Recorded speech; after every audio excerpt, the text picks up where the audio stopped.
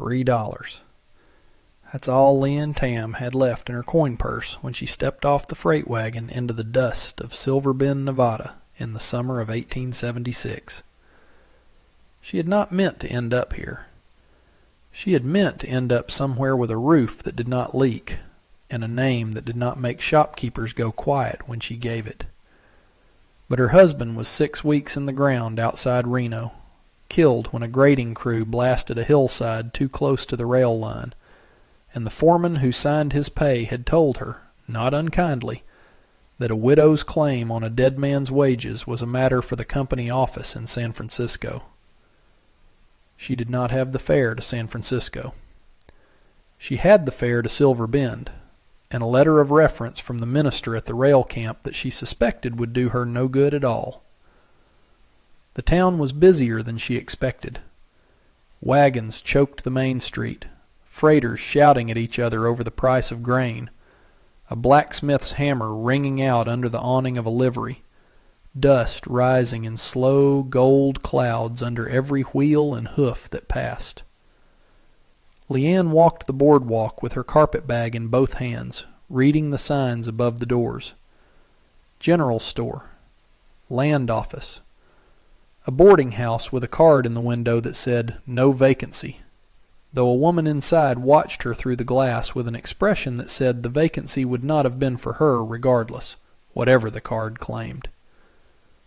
She tried the dry goods store first, because she could sew a straight seam faster than most women twice her size, and the man behind the counter had flour on his sleeves and looked like he needed help. He heard her out, arms crossed, and then said the position had been filled that morning. She tried the boarding house next, offering to cook and clean in exchange for a room, and the landlady said she was full up, though the sign in the window said otherwise both times Leanne passed it that week.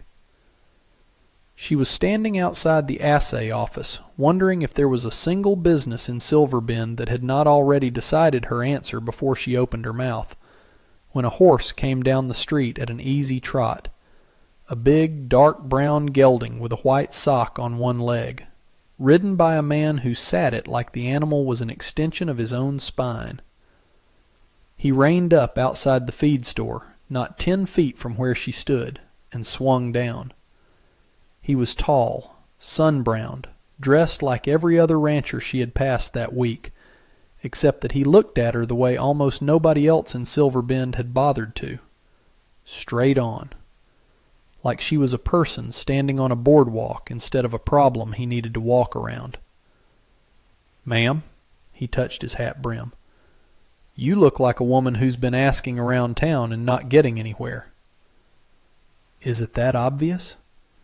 She had thought her face gave nothing away after 6 refusals, but apparently a stranger on a horse could read her plainer than she wished. "You've got the walk of someone who's been turned down 4 times before lunch." He tied off the horse to the rail. "I'm guessing 5 by now." 6. She had stopped counting the polite refusals and started counting only the ones that bothered to give a reason. Ezra Callahan. He held out a hand, and after a moment she took it. His grip was careful, like a man used to being stronger than the thing he was shaking hands with. "I run a spread about 4 miles east of here. Callahan cattle, if anyone in town's mentioned it." "They have not mentioned much of anything to me." She said it without bitterness, only fact. Leanne Tam. Mrs. Tam. He glanced at the black band on her sleeve, the only mourning she had been able to afford, and did not ask about it, which she counted in his favor. "You looking for work, or looking for a way out of Silver Bend?" "Work. I have nowhere else that wants me badly enough to buy the ticket." He was quiet a moment, studying her the way she imagined he studied a horse he was thinking of buying, which she found she did not mind, because at least he was thinking about it rather than simply saying no. "I'm not hiring," he said finally. Her chest went tight. 6 refusals had not prepared her for a 7th delivered so plainly, by a man who had seemed for one strange minute like he might be different. "I'm asking," he said, before she could turn away. "There's a difference. I've got 400 head, a foreman who can't keep books straight to save his life, and a bunkhouse full of men who won't touch a needle and thread if their shirts fall clean off their backs. I need someone who can read a ledger, mend a seam, and not faint at the sight of a branding iron. That's not a job I'm offering out of charity. That's a job I can't do without, and so far nobody in this town has been fool enough to want it." "Why not?" "Because I pay a widow the same wage I'd pay a man, and Silver Bend doesn't much care for that arithmetic." He said it flat, no heat in it, like a fact about the weather. "You interested, or have I wasted both our afternoons?" She thought of the $3 in her purse, and the boarding house that had no vacancy for her twice, and the 6 shut doors that had come before this one open hand, and she said yes, before she had entirely decided to. The ride out to the Callahan spread took the better part of an hour. Leanne perched on the wagon seat beside a ranch hand named Otis Dray, while Ezra rode ahead on the dark brown gelding, and by the time the house came into view, low and long with a porch running its whole front, she understood 2 things.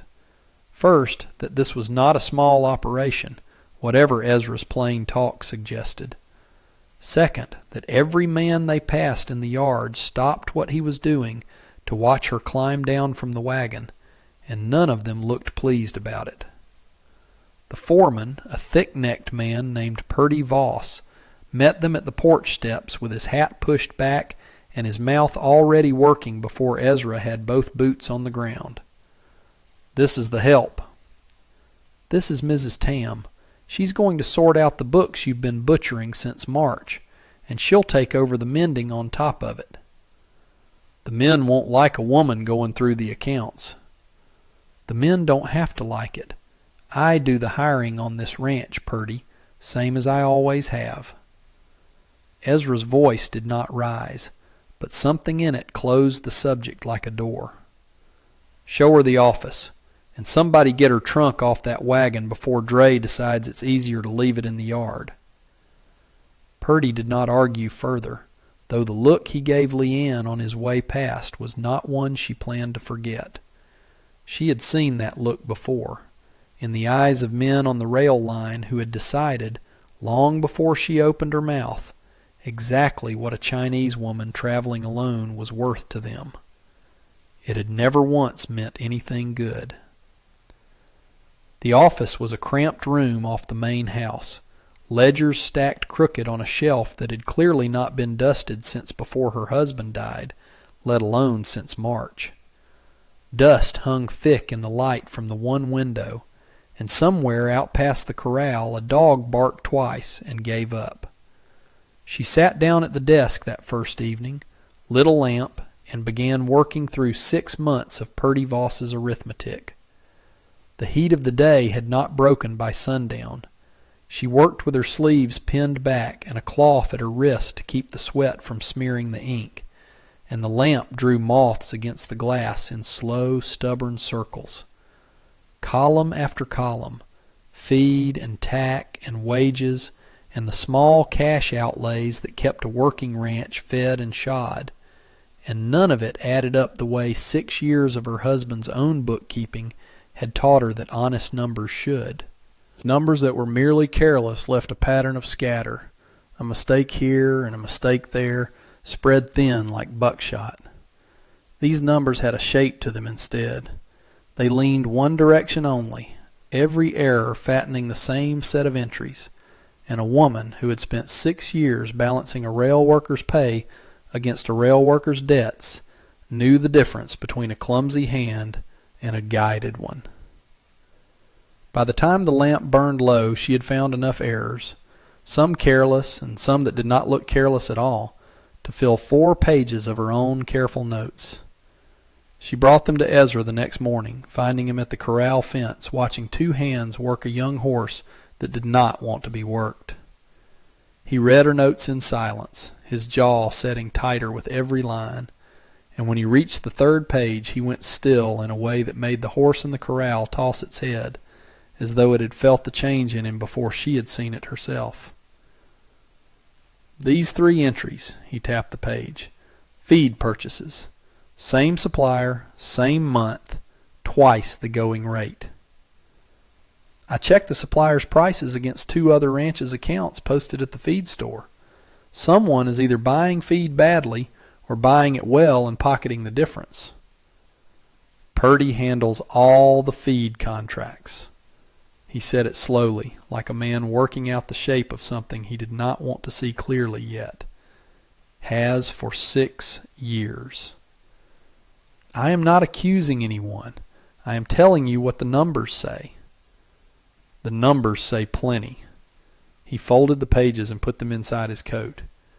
"Keep this between us for now, and keep doing exactly what you're doing."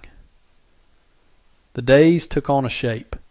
Mornings in the office with the ledgers, afternoons mending shirts and harness leather in the shade of the bunkhouse porch, where the ranch hands mostly ignored her, which she had learned to prefer over the alternative. Ezra checked on her work most evenings, standing in the doorway of the office with his hat in his hand, asking sharp questions about numbers that most men in Silver Bend would not have thought a woman capable of answering, and listening to her answers like they mattered.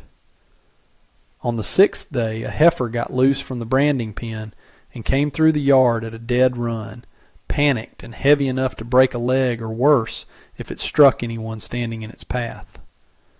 Leanne had been crossing from the spring house with an armload of linens when she heard the shouting and turned to find 800 pounds of animal bearing down on her with nowhere to run that would clear it in time. She did the only thing she could think to do, which was to fling the linens wide and shout, a sudden white flare of cloth that spooked the heifer sideways just enough that it thundered past her shoulder instead of through it, close enough that she felt the heat off its flank. Ezra reached her at a run, breathing hard, checking her over with his hands before he seemed to remember himself and stopped. "You didn't move." "There wasn't time to move. There was only time to think of something faster than running." Her heart was still slamming against her ribs. "It worked. That is all that matters." "It worked because you didn't panic." He said it like the observation cost him something to make out loud. Most people freeze solid in front of a stampeding animal. You found a way to turn it aside instead. "I have had practice standing still while large, dangerous things bear down on me and deciding what to do about it." She meant the words lightly, but they landed heavier than she intended, and he did not ask her to explain which large, dangerous things she meant. He only nodded, as though he understood well enough without her saying it plain, and helped her gather up the trampled linens from the dirt.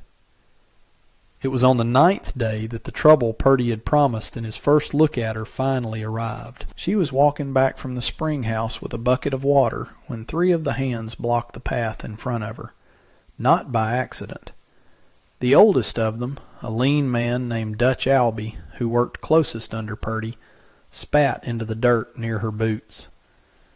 "Heard you been going through the books, looking for men to blame."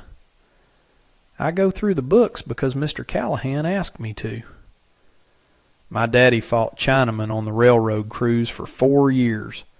Said your kind'll smile at a man's face and cheat him blind soon as his back's turned." "I have not cheated anyone." She kept her voice level, though her grip on the bucket handle had gone white-knuckled, the water inside it trembling with the effort of holding still. "I have found where the cheating already was." Dutch stepped closer, close enough that she could smell the whiskey on him, though it was not yet noon, and for one long moment she thought he meant to knock the bucket from her hands, or worse, and there was nobody in the yard to see it happen. That was when the sound of hooves came fast around the corner of the barn, the dark brown gelding cutting between Leanne and the 3 men so close that Dutch had to jump back or be run down. Ezra was off the horse before it had fully stopped, and whatever expression was on his face made all 3 ranch hands find something urgent to attend to elsewhere. "Dutch?" His voice was quiet, which somehow made it worse than shouting would have. You've got something to say to me, say it now, to my face, instead of cornering a woman by the spring house when you think nobody's watching. Wasn't cornering nobody. I've been riding this section for 15 minutes and I saw exactly what it was. Ezra's hand had not moved toward the pistol at his hip, but Dutch's eyes kept flicking to it anyway. You want to work for a man who pays fair wages and asks fair questions, you keep your hands and your mouth to yourself around anyone on this payroll. That includes Mrs. Tam. You don't like the arrangement? Purdy can settle your account today, and you can find work somewhere that suits your daddy's opinions better. Dutch backed off, muttering, and the yard emptied fast. Ezra turned to Leanne, and for the first time since she had met him on the boardwalk in town, something in his face was not entirely steady. You're not hurt? No. Her hands were shaking regardless, though she willed them still. Thank you. Don't thank me. It shouldn't have happened at all. On my land, under my nose. He took the bucket from her hands, an unnecessary gesture that she let him make anyway. Purdy put 'em up to it. I'd stake the whole herd on it. They walked back toward the house together, slower than the errand required, the evening starting to cool the way it did once the sun dropped behind the western ridge. Cicadas had begun their steady grind in the grass, and somewhere in the bunkhouse someone was working a harmonica through the same 4 bars of a tune neither of them recognized. You could send me back to town, she said, after a silence had stretched long enough that she felt she had to fill it with something. It would be simpler for you. No trouble with Purdy or Dutch or anyone else who doesn't care for the arithmetic. I could. He did not slow his walk to consider it, which told her more than a long pause would have.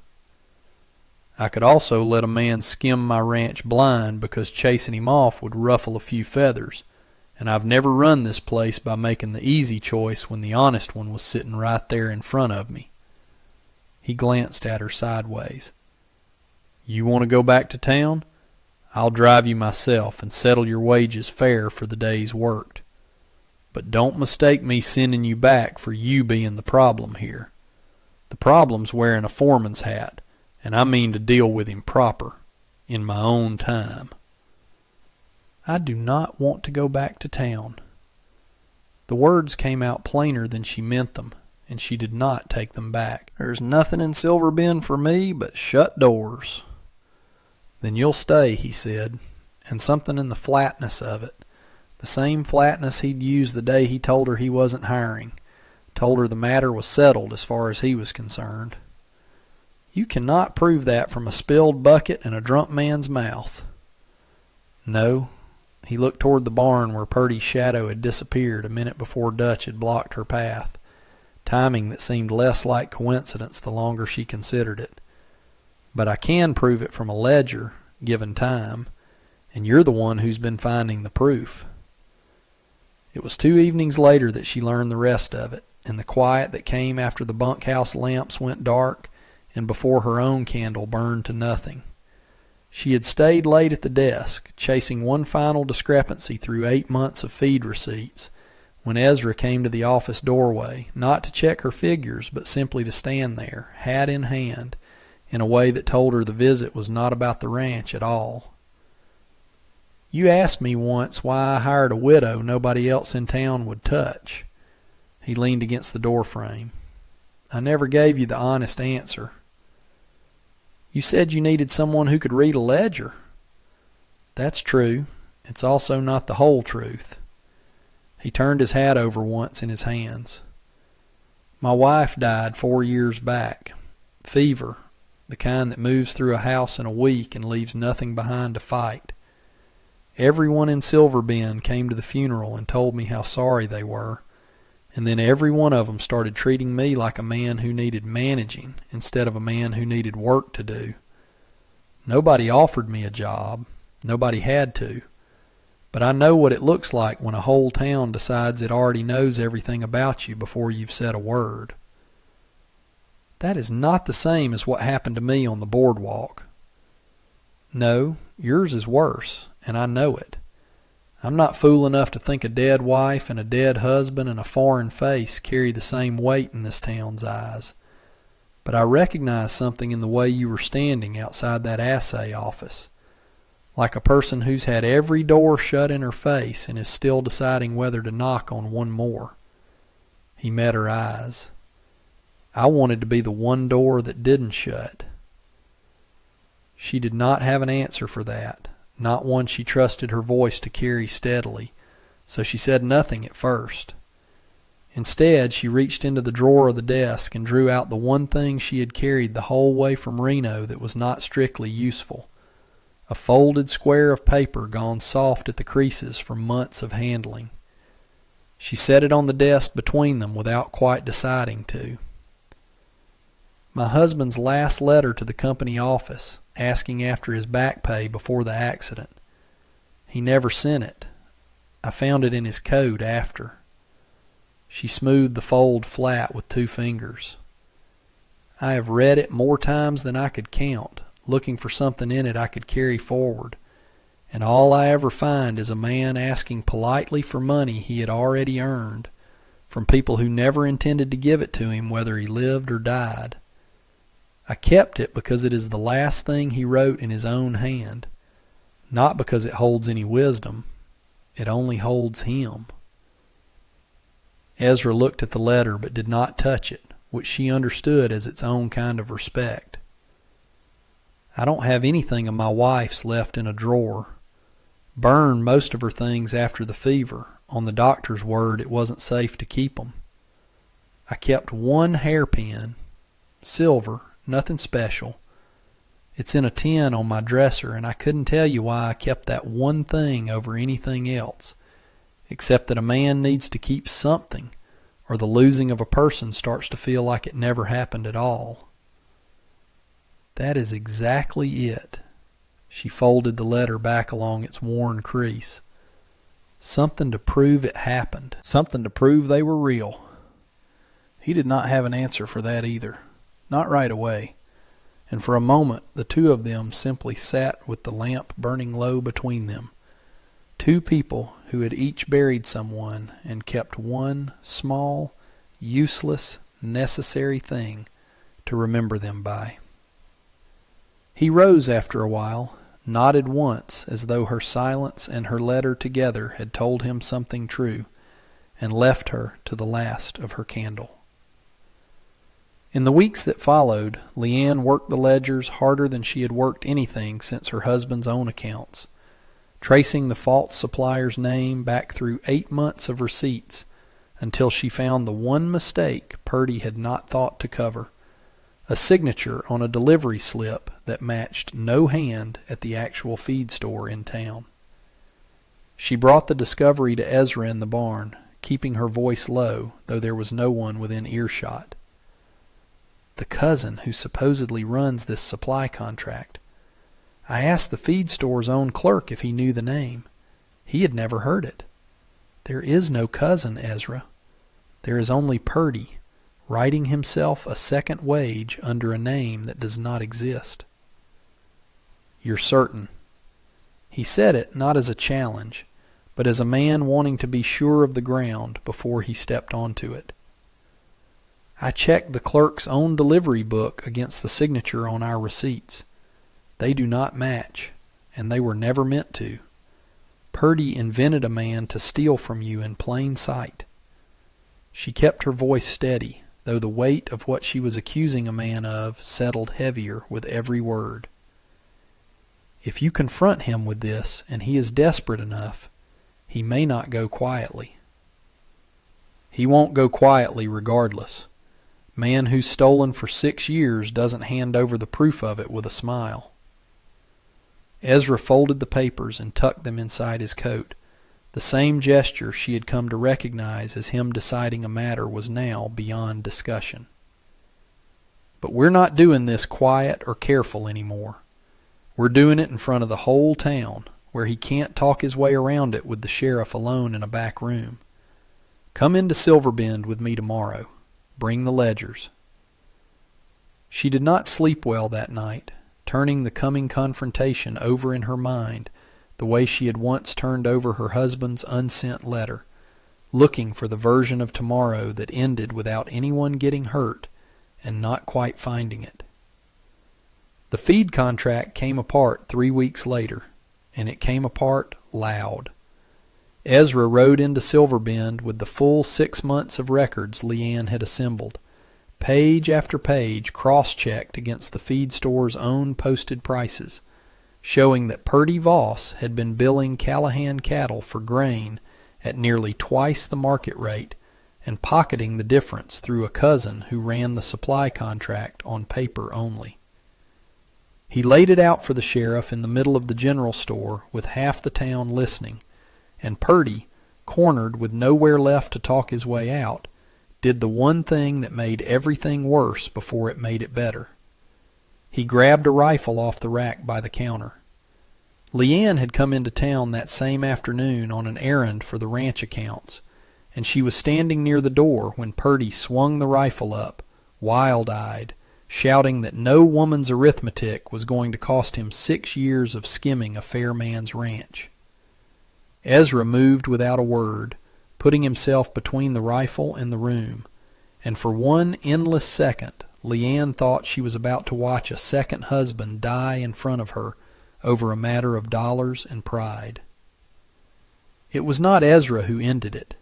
It was Leanne herself, stepping forward before she had time to be afraid of doing it, snatching a heavy bolt of canvas off the dry goods shelf and swinging it hard into the back of Purdy's knees, buckling him to the floor before the rifle could level. The sheriff had the weapon out of his hands and the irons on his wrists inside of 10 seconds, and the whole store went quiet enough to hear the dust settle. Ezra looked at her across the wreckage of scattered flour sacks and dropped canvas, and something in his face was not gratitude alone. It was closer to seeing her clearly for the first time, though he had claimed, weeks before, to have seen her clearly from the very start. "Where in the world did you learn to swing a bolt of canvas like that?" 6 years married to a rail worker. You learn to move fast or you get left behind at every camp. Her hands were shaking again, worse than the day by the spring house, but she kept her voice even. "I did not plan that. I only knew I was not going to watch it happen to you." "Good thing you didn't plan it. A man who plans a rescue usually gets there a beat too late." He helped her step around the fallen flour sacks. "Come on, let's get you home." Home.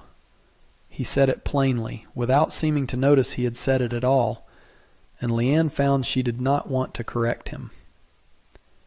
3 months passed, and Silver Bend had changed its mind about a number of things, the way towns do once the story that matters most to them shifts from what a person is to what a person has done.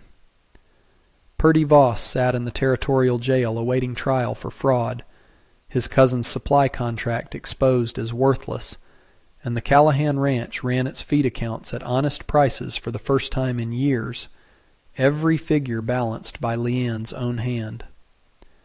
Dutch Albie had not come back to work. 2 of the other hands who had blocked her path that day had, to her genuine surprise, sought her out separately to apologize, awkward and stiff-necked about it, the way men are when they have been made to see something plainly that they had preferred to leave blurred. She had accepted both apologies without making either man grovel for it. There was no profit in that, and she had never much cared for profit that came at someone else's expense. The bunkhouse mending pile had shrunk to almost nothing, not because the men needed fewer clothes, but because half of them had started bringing their shirts to her with an easy nod instead of the wary distance of her first weeks, as if the fight in the general store had settled some question in the ranch's collective mind that no amount of honest bookkeeping alone could have settled. The ranch itself showed the change plainer than any ledger could. Honest feed prices meant 2 more horses in the string come autumn, bought outright instead of financed against a fraudulent contract. The general store in Silver Bend had started extending the Callahan account fair credit again, the owner having decided, once Purdy's fraud came out in the open, that a widow's arithmetic was worth a good deal more to him than whatever his neighbors whispered about her at the counter. And the letter Leanne had once kept folded in a drawer as the last trace of a dead man's hand now sat in a small wooden box on the office shelf beside the settled ledgers, no longer the only thing she had left to prove a life had mattered. She found Ezra at the corral fence on an evening in late September, watching the same young horse from her first morning on the ranch, gentled now, taking a saddle without complaint. "You did that," she said, nodding at the horse. 3 months of patience. Some things can't be rushed. You push a green horse too hard too early, you get a horse that never trusts a hand again. He did not look away from the corral, though something in his voice shifted. "Same is true of most things worth having, I've found." "Is that so?" "It is." He turned to face her fully then, hat off, sun low enough to gild the dust in the yard gold. "I told you once I wasn't hiring, and then I told you I was asking. I've got another question along those same lines, if you'll let me put it to you plain, the way I put the first one." She felt her chest go tight in a way that had nothing to do with fear this time. "Ask it." "I'm not looking for a bookkeeper anymore, Leanne. The books are settled, the ranch is honest, and Purdy's cousin isn't coming within 100 miles of my feed contracts again. What I'm asking now has nothing to do with any of that." He held her gaze steady. "I'm asking if you'd stay on this ranch as my wife, not my hired help. I know what this town will say about it, some of it ugly, and I know I can't promise you it'll stop saying it soon. But I can promise you a door that never shuts, same as I promised the first day, and I find I want to promise you a good deal more than that besides." She thought of the $3 she had carried into Silver Bend and the 6 refusals before Ezra Callahan rode down the street on his dark brown horse, and the ledger pages that had uncovered a thief, and the bolt of canvas that had saved a man's life, and she found that the answer had been settling in her for weeks without her fully admitting it to herself. "Yes," she said, steady now, though her heart was not. "I will stay." He did not kiss her in the middle of the corral yard, not with 2 ranch hands still working the far fence line, but he took her hand in both of his, careful, the way he had been careful with it the very first day on the boardwalk, and held it like something he did not intend to let go of again.